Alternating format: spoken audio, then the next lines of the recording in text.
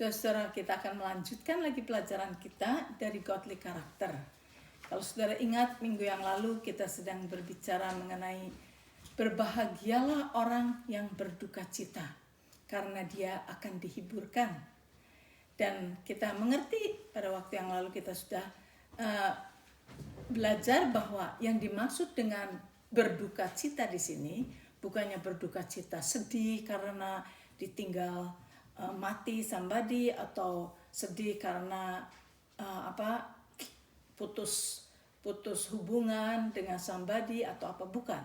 Tetapi berduka di sini adalah orang yang merasa berduka cita pada waktu dia melakukan kesalahan di hadapan Tuhan. Jadi orang yang menangisi dosa-dosanya pada saat dia tahu bahwa dia sudah melakukan sesuatu yang tidak benar, dia sedih. Dia berduka cita. Dia merasa bersalah di hadapan Tuhan dan berduka cita. Nah, orang yang ada di dalam situasi yang demikian, maka ada dua kemungkinan, saudara.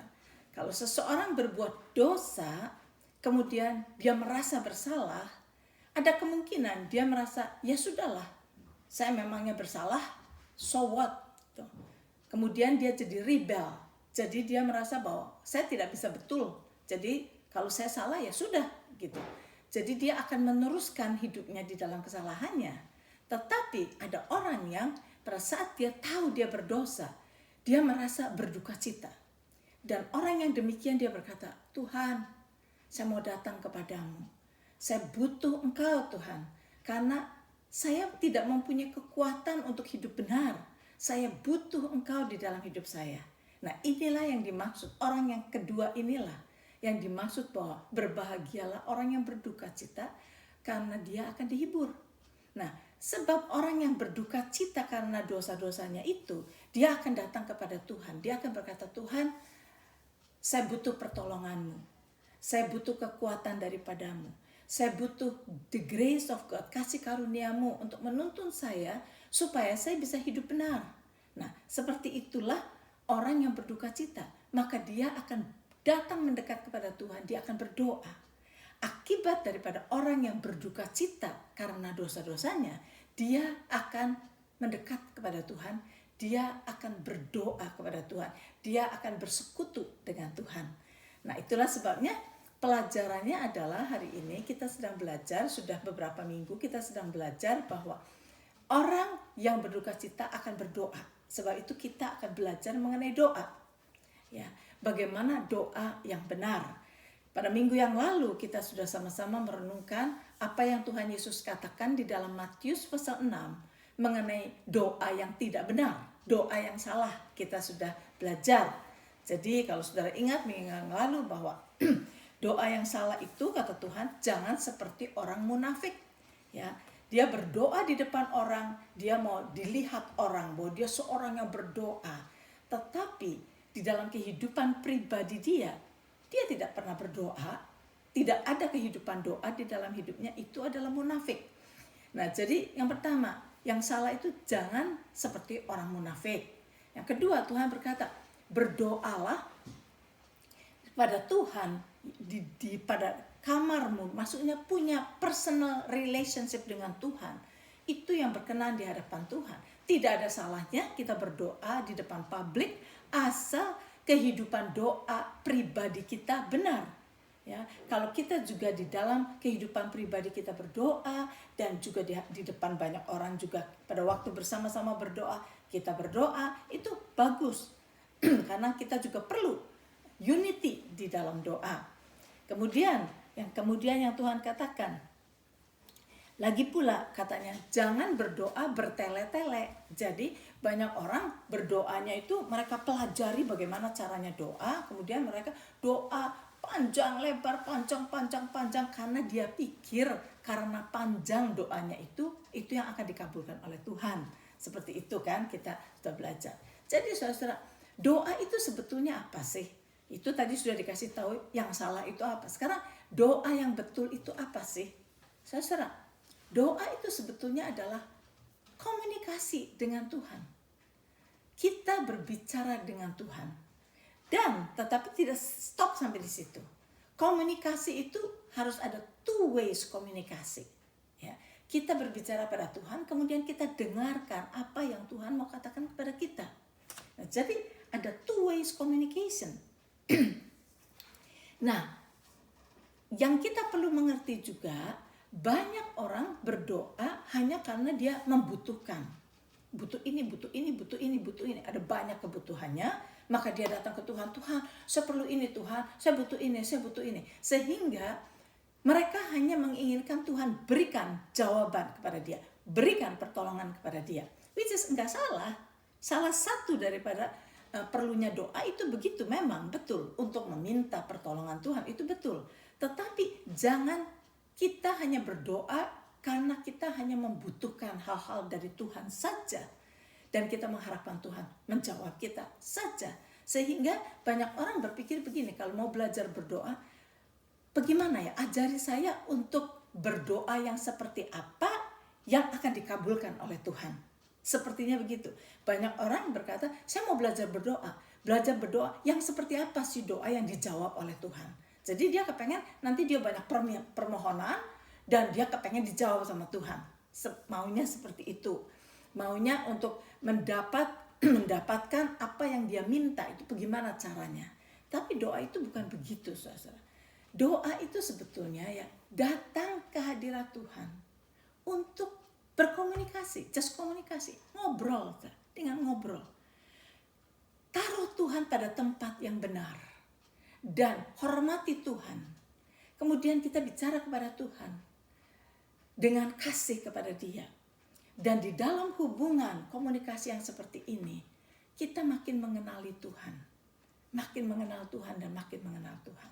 Jadi saudara, mari kita melihat bagaimana Tuhan Yesus mengajar kita berdoa, kan? Setelah tadi Matius pasal 6, kita sudah minggu yang lalu membaca ayat 5 sampai dengan ayat 7. Kemudian di ayat 8 Tuhan Yesus berkata, Matius pasal 6 ayat yang ke-8. Jadi janganlah kamu seperti mereka yang hipokrit itu. Janganlah kamu seperti mereka.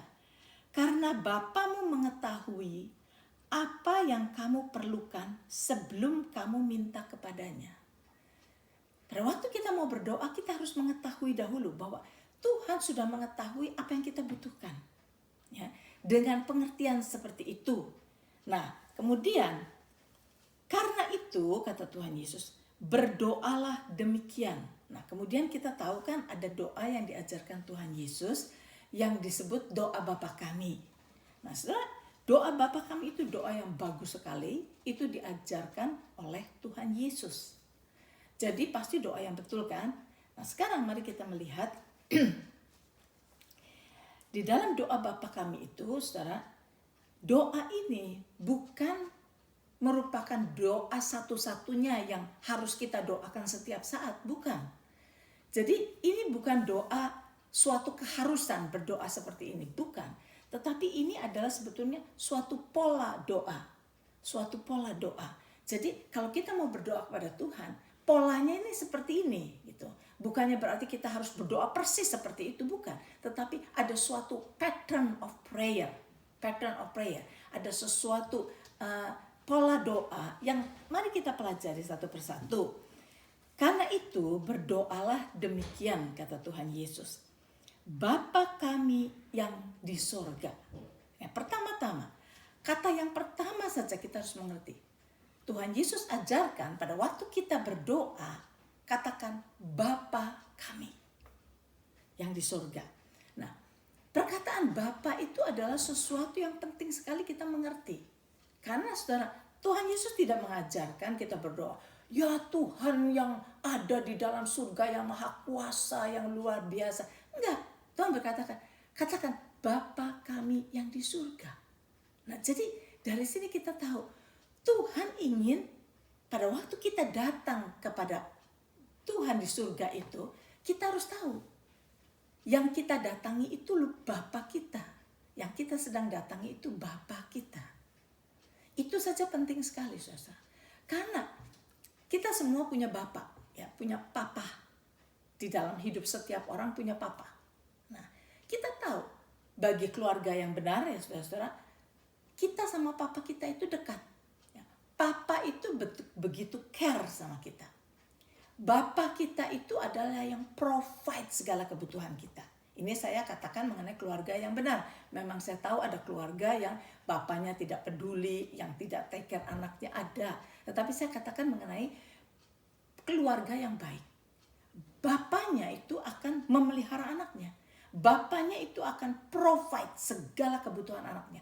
Bapaknya akan kerja keras untuk bisa mendapatkan penghasilan supaya bisa mencukupi kehidupan anaknya. Itulah sifat Bapa. Jadi dengan kata lain, Bapa itu the provider. Dan Bapa itu mengasihi anaknya luar biasa. Luar biasa. Ya, dia ingin anaknya senang. Nah, dari sini pada waktu Tuhan Yesus mengajarkan kita untuk berkata, Bapa kami yang di surga. Ini sudah menunjukkan bahwa Tuhan sedang berbicara pada kita. Tahukah kita? Pada saat kita berdoa itu kita sedang berkata kepada Bapa kita. Bapa yang mengasihi kita. Bapa yang mencukupi segala kebutuhan kita. Jadi saudara, kalau kita mengerti ini saja, kita tahu bahwa doa itu bukan suatu keharusan. Saudara. Tapi doa itu suatu kebutuhan. Ya. Banyak orang yang berkata, waduh saya belum doa pagi, waduh saya belum doa malam, rasa ketakutan gitu. Sebab mereka merasa bahwa doa itu suatu keharusan. Saudara, doa itu suatu kebutuhan. Kita butuh datang kepada Bapa kita. Kita butuh berbicara kepada Bapa kita supaya Bapa kita itu bisa memberikan kepada kita apa yang dia dengar anak-anaknya itu sedang butuhkan. Jadi suatu kebutuhan, doa itu suatu kebutuhan. Sama seperti makanan, saudara. Makan itu bukan suatu keharusan. Tetapi makan itu suatu kebutuhan, ya kan? Saudara gak usah disuruh makan oleh siapapun juga. Saudara gak usah dikasih rule, kamu harus makan pagi, harus makan siang, harus makan malam. Enggak. Saudara, begitu saudara lapar, saudara langsung cari makanan dengan sendirinya. Karena makanan itu suatu kebutuhan buat kita. Nah, kita harus tahu, doa itu bukan suatu keharusan. Kalau kita berpikir bahwa doa itu suatu keharusan, maka kita akan merasa dosa kalau nggak doa. Dosa ini, dosa itu. No, doa adalah suatu kebutuhan. Kalau kita mengerti bahwa kita butuh datang kepada Bapa kita, kita butuh bersekutu dengan Bapa kita, karena kita membutuhkan Bapa kita. Bapa adalah the provider.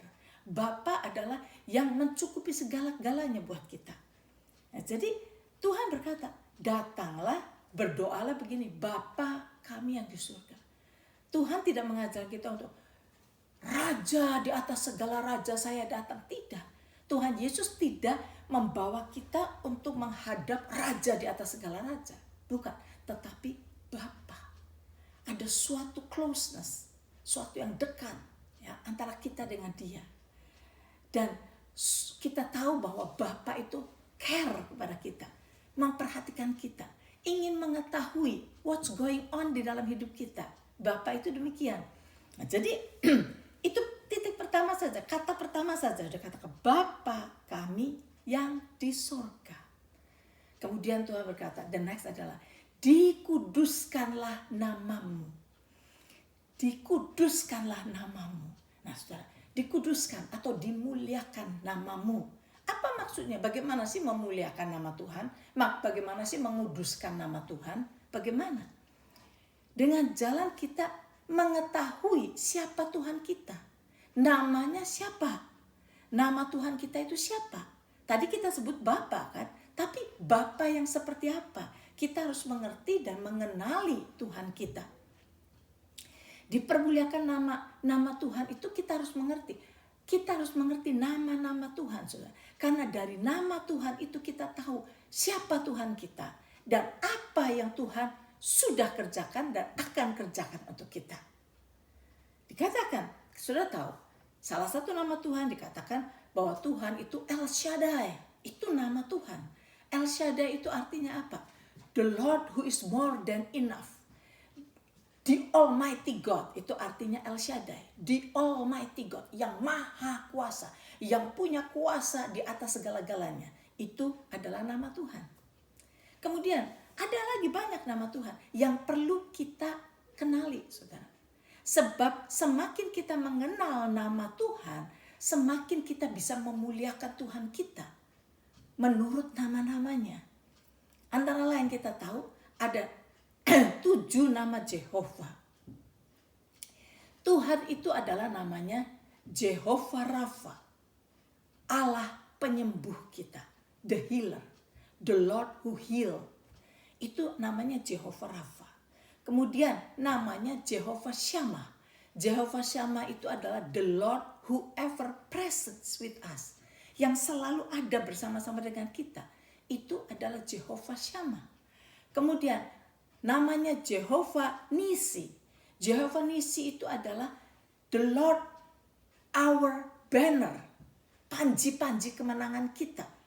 Jadi kita tahu kalau dia adalah Jehovah Nisi, adalah Tuhan yang sudah menang, sudah mengalahkan segala battle, dan dia sudah menjadi panji-panji kemenangan kita. Saudara tahu pada zaman dulu kalau orang perang atau orang Israel atau apa perang dengan Filistin dan apa, pada waktu mereka menang, mereka pulang, mereka bawa panji-panji kemenangan, bawa panji-panji kemenangan, banner dibawa masuk ke dalam Israel. Wah, semua orang bertempik-tempik karena apa? Bersorak-sorak karena mereka lihat ini tentara kita sudah menang, mereka sudah menang. Itu panji-panji kemenangan itu ditujukan. Dan kita harus tahu bahwa Tuhan Yesus telah menang. Dia adalah panji-panji kemenangan kita. Namanya Jehovah Nisi. Tadi namanya Jehovah Rafa. Rafa itu berarti the Lord who heal. Tuhan yang sudah menanggung semua cambukan-cambukan, yaitu sakit penyakit kita sudah ditanggung oleh Tuhan Yesus. Sebab itu namanya adalah Jehovah Rafa, the Lord who heal, Tuhan yang menyembuhkan. Kemudian namanya disebut tadi Jehovah Shammah, the Lord who ever present with us, selalu bersama dengan kita. Kita tidak perlu takut akan apapun juga, karena dia bersama-sama dengan kita senantiasa. Kemudian He is Jehovah Nisi, yaitu panji-panji kemenangan kita. Yesus sudah berperang melawan iblis, dia sudah menang. Sekarang kita tinggal memegang panji-panji kemenangan Tuhan, bahwa tidak ada kuasa iblis yang dapat melawan kita, karena kita adalah pemenang-pemenang. The battle sudah dimenangkan oleh Yesus, sebab itu kita adalah pemenang-pemenang. Namanya juga disebut Jehovah Jireh. Jehovah Jireh berarti the Lord who provide. Tadi kita bilang Bapa kita adalah the provider. Nah, Jehovah Jireh artinya the Lord who provide. Jadi pada waktu kita mengenal, mengetahui nama Tuhan itu adalah Jehovah Jireh, Tuhan yang memenuhi segala kebutuhan kita, Tuhan yang sudah memberikan kepada kita segala yang kita butuhkan, karena dia adalah Jehovah Jireh. Kemudian namanya juga dia adalah Jehovah Rohi. Jehovah Rohi itu berarti adalah Tuhan adalah our shepherd. He is our shepherd. Jehovah Rohi, our shepherd. Yang berarti bahwa kita tidak perlu takut get lost. Kita nggak perlu takut nyasar, saudara. Kalau kita berjalan bersama dengan Tuhan, maka Tuhan akan direct perjalanan hidup kita. Karena dia gembala kita. Dia yang akan menuntun perjalanan hidup kita. Dia namanya Jehovah Rohi. Dia juga namanya Jehovah Shalom. Jehovah Shalom itu artinya the Lord our peace. Our peace. Ya, Shalom itu artinya peace, damai. Jadi kita tidak perlu hidup di dalam ketakutan.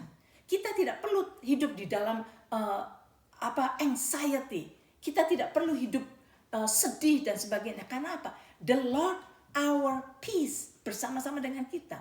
The peace of God, kalau kita tahu bahwa Tuhan ada di dalam kita, dia adalah Jehovah Shalom yang memberikan kepada kita damai sejahtera. Imani bahwa damai Tuhan ada di dalam kita. Dia adalah Jehovah Shalom. Dia adalah Jehovah Sidkenu. Jehovah Sidkenu itu adalah the Lord our righteousness. The Lord our righteousness. Jadi berarti kita ini sudah menjadi righteous di hadapan Bapa, di hadapan Tuhan. Kita ini benar. Kita adalah orang benar.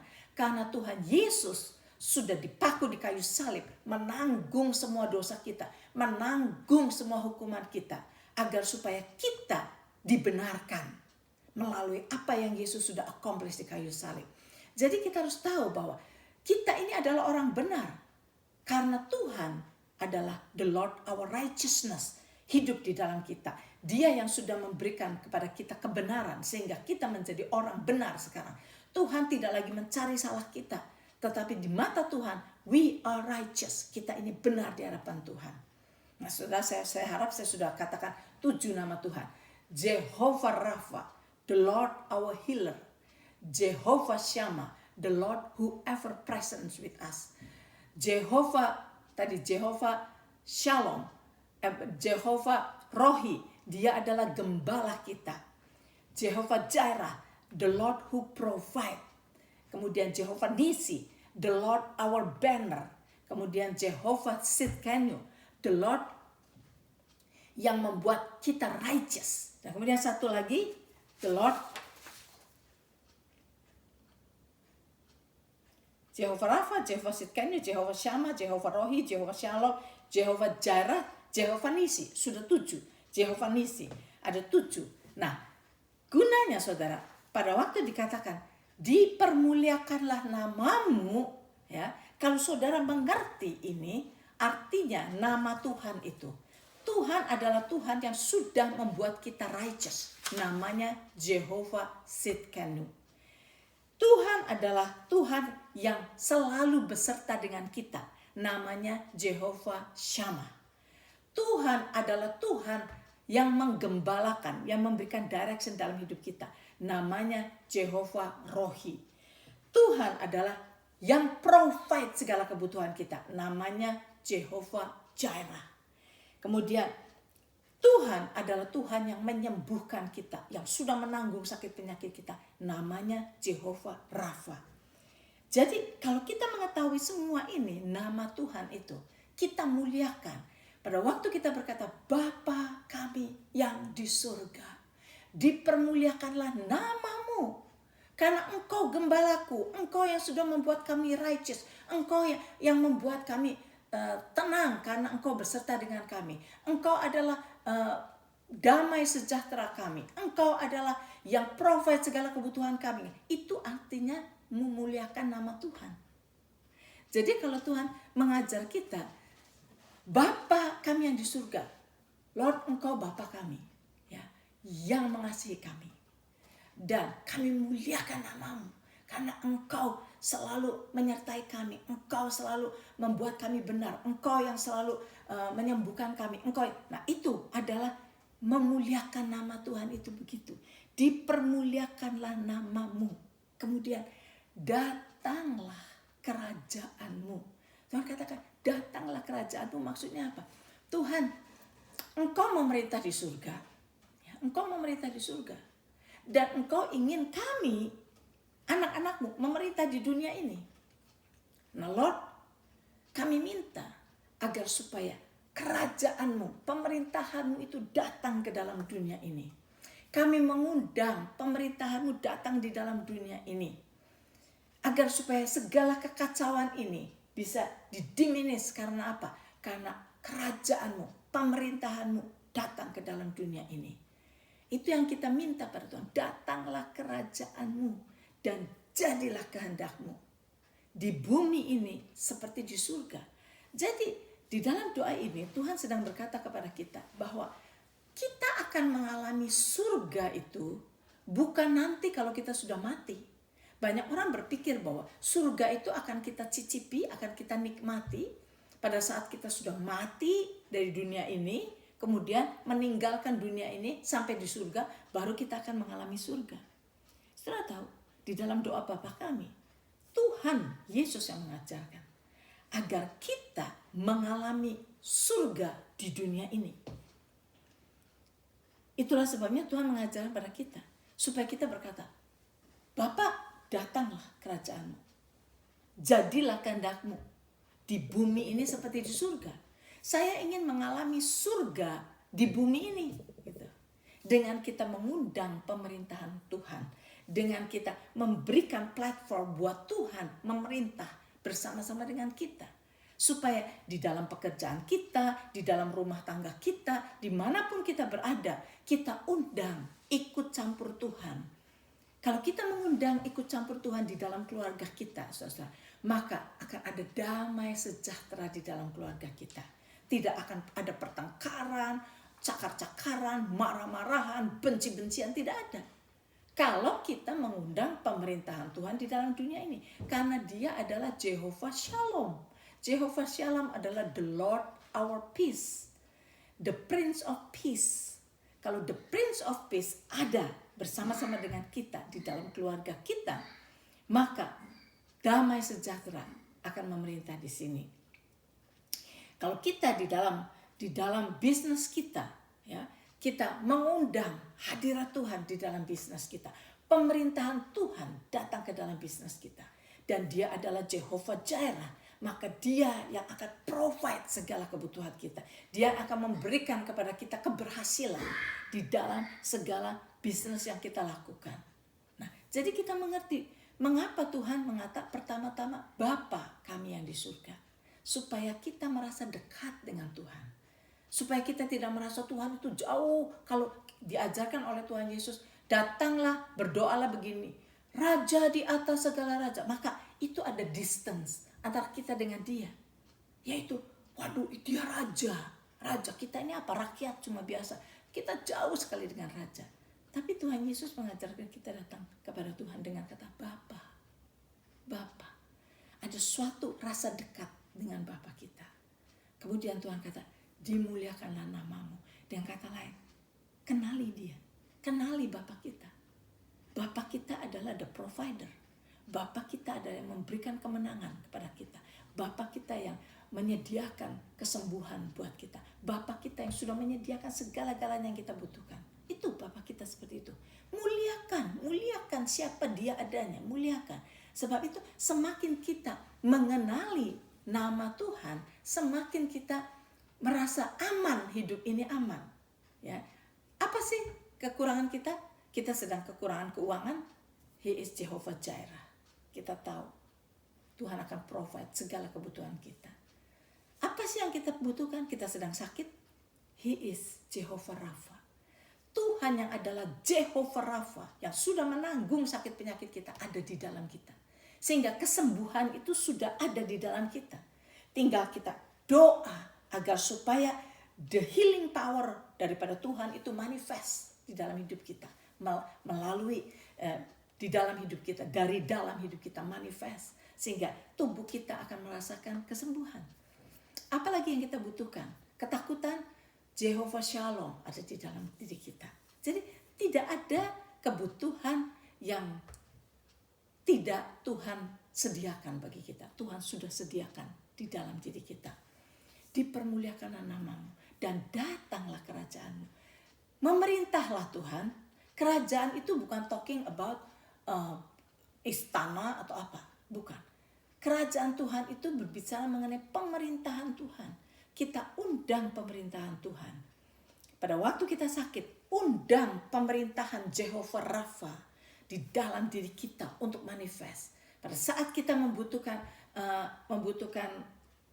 pada waktu kita kekurangan, kita berdoa, kita percaya Tuhan, you are Jehovah Jireh. Semuanya akan Tuhan sediakan.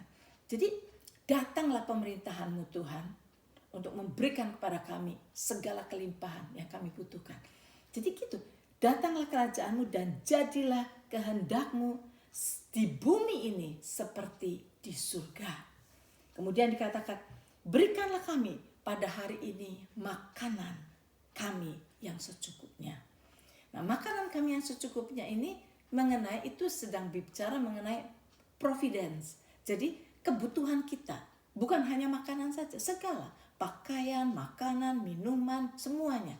Berikan pada kami makanan kami yang secukupnya itu, berikan pada kami rezeki kami yang seharusnya kami terima hari ini, biar itu datang ke dalam hidup kami. Itu. Berikanlah pada kami pada hari ini makanan kami yang secukupnya. Dan kemudian dikatakan, dan ampunilah kami akan kesalahan kami seperti kami juga mengampuni orang yang bersalah kepada kami. Nah, di situ kita diingatkan Tuhan sudah mati buat kita, sudah menanggung dosa kita, sudah menanggung hukuman kita, ya. Tapi kita harus mengampuni orang yang bersalah pada kita. Jadi Tuhan berkata, ampunilah dosa kami sebagaimana kami mengampuni orang yang bersalah pada kami. Jadi kita harus mengampuni orang yang bersalah kepada kita. Karena saudara, kalau kita tidak mengampuni kesalahan orang, kita harus mengetahui orang itu salah kepada kita kan. Jadi orang itu sudah melakukan dosa kepada kita, melakukan kejahatan kepada kita. Nah, itu menghantam kita. Dan itu kejahatan dia ada di dalam kita. Nah, sekarang Tuhan bilang ampuni. Dengan kata lain, lepaskan, buang kejahatan dia itu. Buang kejahatan dia itu dari dalam kamu. Sebab kalau kamu tidak membuangnya, Tuhan tidak bisa ngapa-ngapain. Sebab itu free will kita untuk menyimpan atau membuang. Ya kan? Dosa perbuatan kita melakukan kesalahan di sana sini, itu Tuhan bilang Tuhan ampuni. Karena Tuhan sudah tanggung semuanya.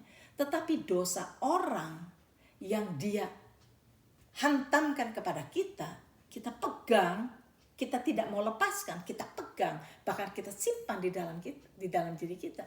Tuhan gak bisa apa-apa. Sebab itu free will kita untuk memegang. Tuhan berkata, ampuni, kata Tuhan, ampuni. Nah, kalau kamu mengampuni, kamu lepaskan, maka lepas dari kita semua.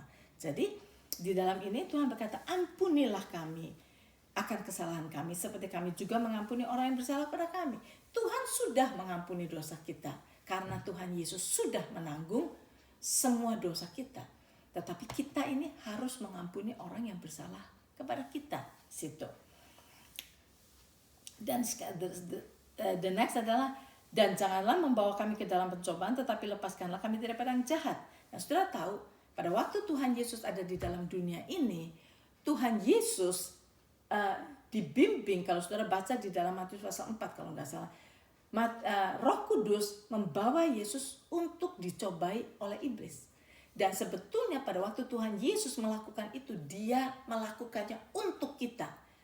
Dia sudah melakukannya buat kita. Sebab itu saudara, kita harus tahu bahwa yes, iblis bisa mencobai kita, tetapi kita tidak akan dikalahkan. Tidak ada pencobaan yang melebihi kekuatan kita. Itu ditulis di dalam 1 Korintus pasal yang ke-10. Kalau saudara mau baca 1 Korintus pasal yang ke-10 dikatakan ayat yang ke-13 ya.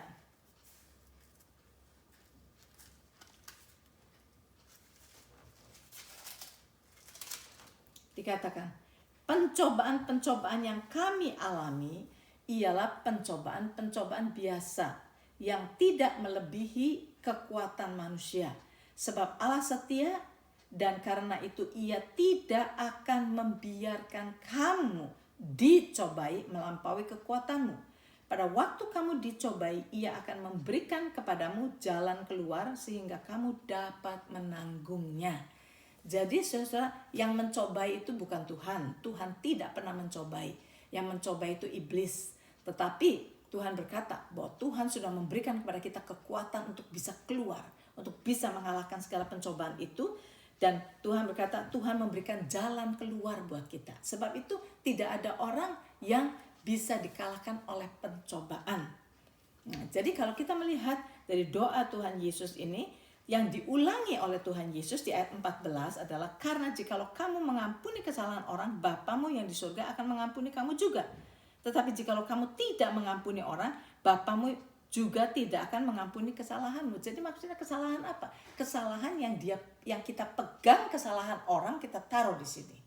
Ya, kesalahan kita yang kita lakukan itu Tuhan sudah tanggung. Tetapi ada kesalahan orang yang dia lamparkan kepada kita, yang kita pegang dan kita simpan di dalam ini. Itu hanya kita yang bisa buang, saudara.